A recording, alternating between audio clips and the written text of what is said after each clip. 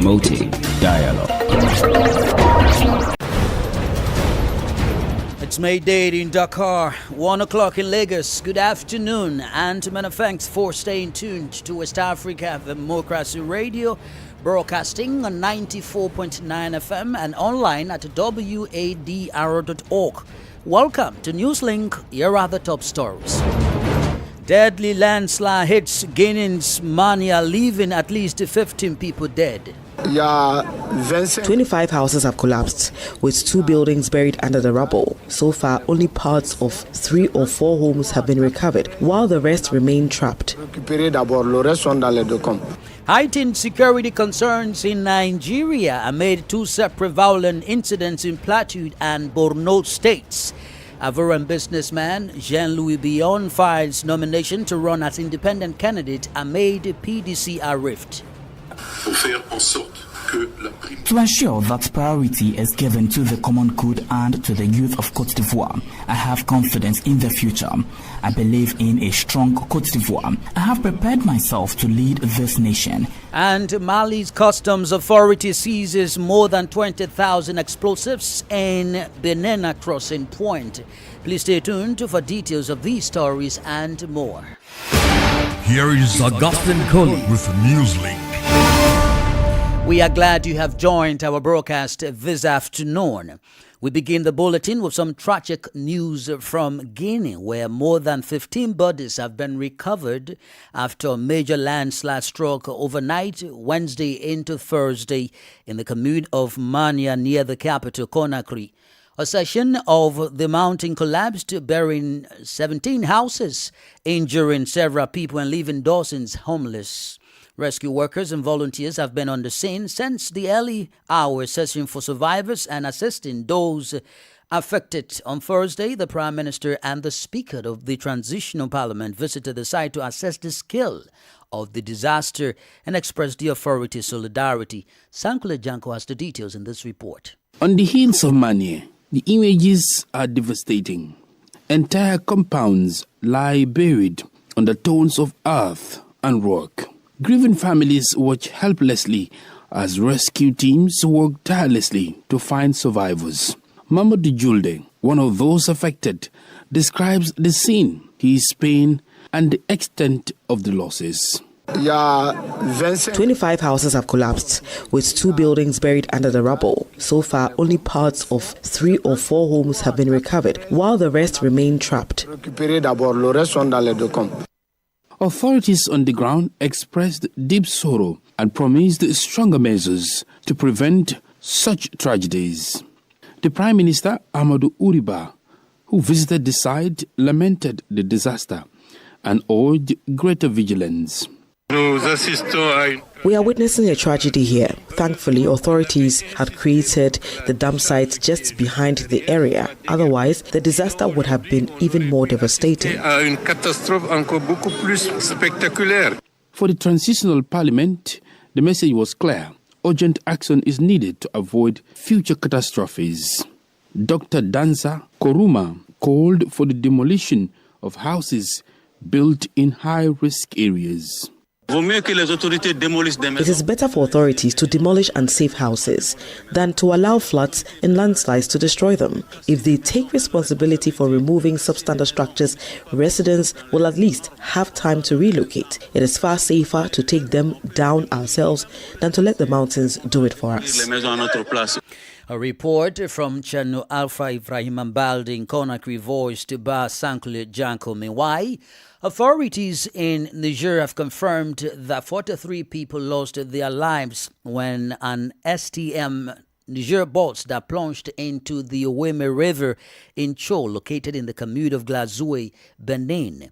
The incident occurred during the night of August 16 to the 17th, 2025. According to the authorities, the bus registered in Mali was transporting 47 passengers, including 45 Nigerians and 2 foreigners for Malinville when it struck a bridge railing and fell into the Wadr River.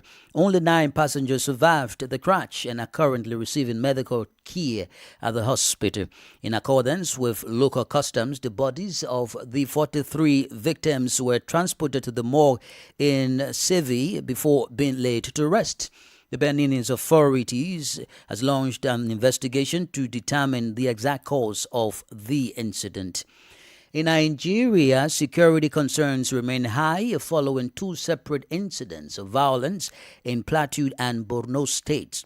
At least 5 people were killed in Plateau, while troops repelled a terrorist attack in Borno, killing senior insurgent commanders. Usma Umar in Abuja reports. Gunmen suspected to be Fulani militias attacked Tim Village in the Chakfem district of Mangu local government area, Plateau State, north-central Nigeria. Local residents say the assailants stormed the community late Thursday afternoon, shooting sporadically and burning down at least 10 houses. 5 people were killed in the assault, believed to be a reprisal over alleged cattle rustling. Troops from the Special Task Force deployed to the area engaged the attackers in a firefight, forcing them to retreat. Security forces say investigations are underway, but the community remains tense despite the return of calm. Meanwhile, in Borno State, troops of Operation Hadinkai repelled a major assault by fighters linked to the Islamic State West Africa province in the border town of Wulgo. At least 7 insurgents were killed, including 2 senior commanders identified as Abu Nazir and Abu Fatima. Military sources confirmed that several other fighters were wounded during the fire's exchange. Troops also recovered 4 motorcycles, though an armored vehicle belonging to the army was set ablaze by the retreating insurgents. These incidents highlight the ongoing security challenges facing Nigeria as communities in both the northeast and north-central regions grapple with armed violence and instability. For Newslink on West Africa Democracy Radio, Usman Umar reporting from Abuja. More stories coming up on West Africa Democracy Radio. Newslink continues. To some politics, now in Cote d'Ivoire, businessman and senior PDCR member Jean-Louis Billon has officially entered the presidential race.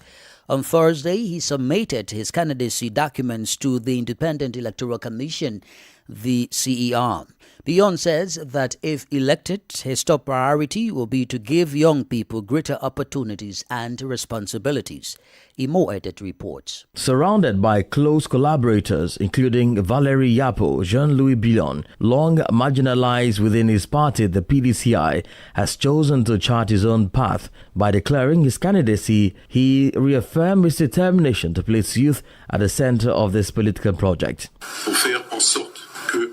To ensure that priority is given to the common good and to the youth of Cote d'Ivoire, I have confidence in the future.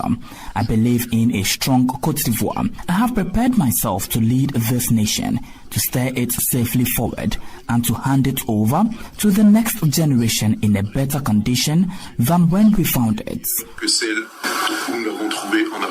Supporters describe Jean-Louis Billon as the man of the moment, an independent-minded, peaceful political actor free from constraint. Although registered as an independent candidate, the former minister has not ruled out representing the PDCI if the party decides to endorse him. His main challenger, PDCI President Tijan Jam, remains ineligible for now, as his name has been removed from the electoral roll.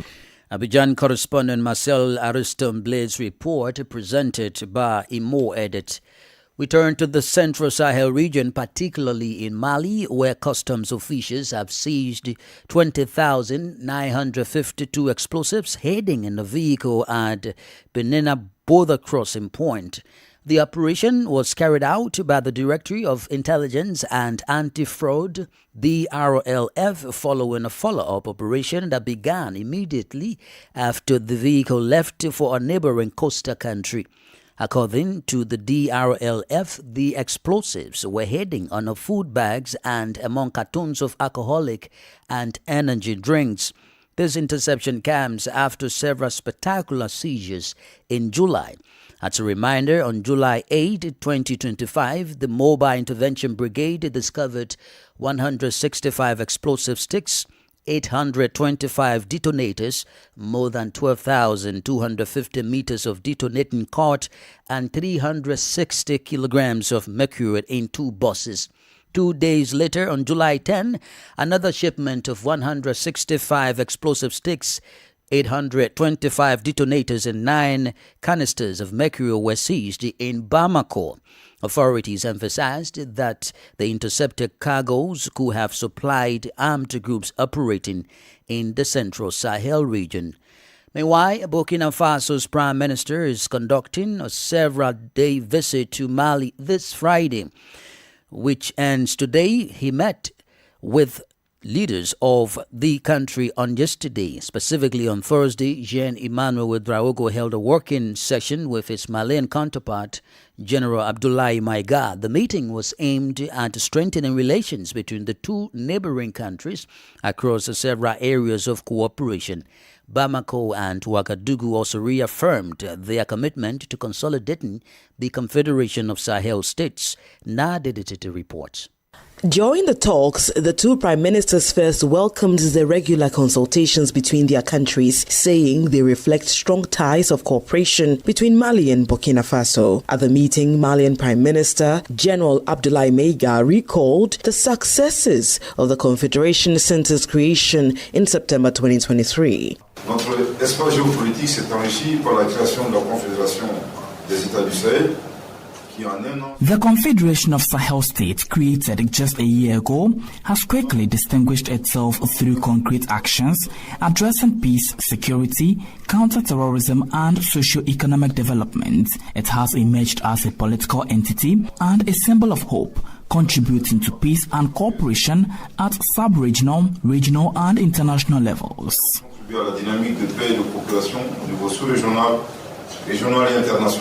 For his part, Jean-Emmanuel Ouedraogo emphasized the need to build on the gains already achieved and to address the current challenges facing the AES bloc. What began as a defense alliance has now become a strategic choice under the leadership of our heads of state, aimed at making the Sahel a unified region capable of taking charge of its own destiny and addressing challenges collectively. Still, many challenges remain, and the legitimate expectations of the people of the Sahel, who continue to face historic struggles, are immense. Meanwhile, with terrorist attacks intensifying in both countries, Malian and Burkinabe forces continue to carry out joint operations along their common border. Before leaving Bamako, Jean-Emmanuel Ouedraogo was also received by the head of state, General Assimi Goïta. Bamako correspondent Aliyu Cham's report presented by Nadeditete. On matters related to trade, this Friday marks the close of the 9th Tokyo International Conference on African Development, TICAD. Opened on Wednesday in Japan, the gathering brought together several African heads of state and government delegations. During the discussions, Japanese Prime Minister Shigeru Ishiba proposed the creation of a free trade zone linking the Indian Ocean to Africa with the aim of boosting competitiveness in the region. Christopher Aticha reports. The summit comes against the backdrop of a tariff war and the suspension of aid programs by the United States, measures that have negatively impacted development projects in Africa. Japan is positioning itself as an alternative partner for the continent. Prime Minister Ishiba has called for the establishment of a free trade zone connecting the Indian Ocean and Africa. According to economist and public finance specialist Dr. Suleiman Keita, Africa stands to benefit greatly.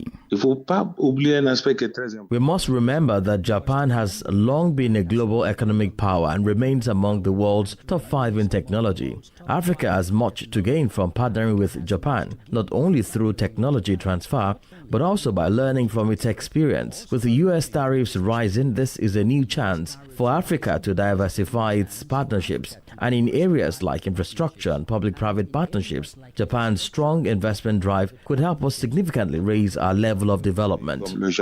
The proposal comes as Africa is advancing plans for its own African Continental Free Trade Area after. The Japan-Africa Partnership would serve as a corridor, enabling Tokyo to provide loans of more than $5 billion to the continent in coordination with the African Development Bank to drive sustainable development. Japan has also pledged to help train 30,000 artificial intelligence experts over the next 3 years to promote digitization and job creation. Christopher, teacher, reporting there. You are still listening to Newslink on West Africa Democracy Radio, broadcasting from Dakar, Senegal, and online at wadr.org. Here is a reminder of our top stories. Deadly landslide hits Guinea's Maniel, leaving at least 15 people dead. Heightened security concerns in Nigeria amid 2 separate violent incidents in Plateau and Borno states. Ivorian businessman Jean-Louis Bion fights nomination to run as an independent candidate amid PDCR rift. Still ahead in the news, Liberian government launches first ever national carbon market policy dialogue to chart path with first-born climate solutions. We also have guest interview and sports news. Please stay with us. Fresh and breaking news all the time. Hear it first as the news breaks, only on West Africa Democracy Radio. Newslink continues. Many thanks for being with us. We are streaming live on YouTube at WADR and on Facebook, WADR English Service. Let's now take you to Liberia, where the National Climate Change Secretariat, operating on the country's Environmental Protection Agency, has inaugurated the National Carbon Market Policy Dialogue in Ganta-Nimba County. It is a key step in advancing the country's path towards a formal national carbon market. The 2 days forum brings together a broader cross-section of stakeholders, including government ministries, legislators, development partners, and civil society groups, to deliberate on Liberia's first ever national carbon market policy. This policy framework, now up for discussion, is the product of extensive nationwide consultations and the drafting of efforts by Liberian experts in collaboration with international partners and the Coalition for Rainforest Nations. From Monrovia, Abraham Parker reports. Speaking in Ganta, Executive Director of Liberia's Environmental Protection Agency, Dr. Emmanuel Yapaglo, framed the climate change as one of the country's greatest challenges. He underscored that a robust carbon market could deliver both environmental protection and financial benefits by reducing emissions and safeguarding Liberia's forests. This dialogue will dive deeper into these issues and gather perspective and recommendations. The goal is to reach consensus, build trust, and create a framework that works for the whole of Liberia. Our plan is to present a finalized carbon market policy at COP30 in Brazil in November. Building on that point, Managing Director of the Forestry Development Authority, Rudolph Mira, stressed that Liberia's future hinges on prudent stewardship of natural resources. The future of our country depends on how we manage our resources, whether it's timber, gold, now what is new to all of us, carbon. Adding the voice of civil society, chairperson of the National Union for Community Forest Management, Andrew Zilema, presented policy recommendations on behalf of CSOs. The civil society organizations of Liberia and our forest communities received the draft of the policy, and we have taken some time out to sit together as people of Liberia to look into the policy and see some of the things within the policy to make it better for us as communities who should be benefiting from the initiatives. As Liberia advances toward establishing a formal carbon market, stakeholders at the dialogue have been urged to deepen collaboration among government agencies, communities, and private partners to translate policy into measurable climate and economic gains. For Newslink on WADR, Abraham Parker, Monrovia. Politics, analysis on major news, social matters, and all. This is a guest. Our guest interview segment this afternoon takes us to Côte d'Ivoire, where businessman and senior PDCR member Jean-Louis Billon has officially announced his candidacy for the October 25, 2025 presidential election. On Thursday, he submitted his candidacy documents to the Independent Electoral Commission. Billon says if he's elected, his top priority will be to give young people greater opportunities and responsibilities. Our guest is Austin Aigbe, a regional political analyst and Wadr's advocacy officer. He weighs in on what impact Billon could have in the pending election, including the possibility of the businessman contesting on the PDCR's ticket. There are two things that individuals seek to have: money and power.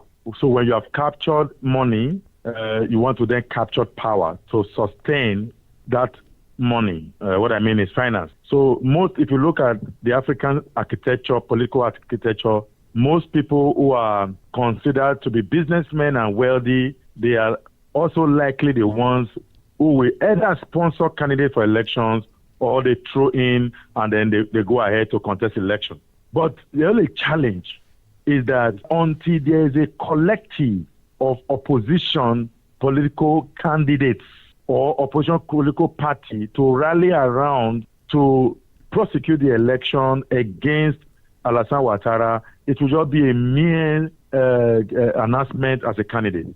Independent candidates, particularly at the presidential level, has not seen any good effect. Maybe you can talk about Benin, where an independent candidate actually proved the way because it was one individual who was richer than the country. Unless a businessman does have that collective, it's not even a threat to Alassane Ouattara.